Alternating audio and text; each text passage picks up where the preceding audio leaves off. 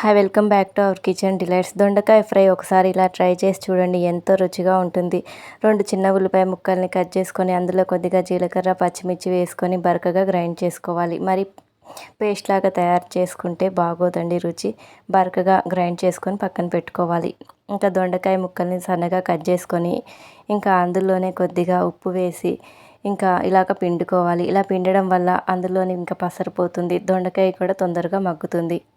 ఇంకా ముక్కలన్నీ ఇలాగ పిండి పక్కన పెట్టుకోవాలి. ఇంకా తాలింపు కోసం మినపప్పు, శనగపప్పు, ఆవాలు, జీలకర్ర, కరివేపాకు అన్నీ ఇంకా నూనె వేడెక్కాక తాలింపు గింజలన్నీ వేసుకొని వేగించుకోవాలి. ఇంకా వేగిన తర్వాత అందులో మనం గ్రైండ్ చేసి పెట్టుకున్న ఉల్లిపాయ పేస్ట్ కూడా వేసుకొని ఒక 5 నిమిషాలు మగ్గించుకోవాలి. అందులోనే పసుపు వేసుకొని వేగించుకోవాలి.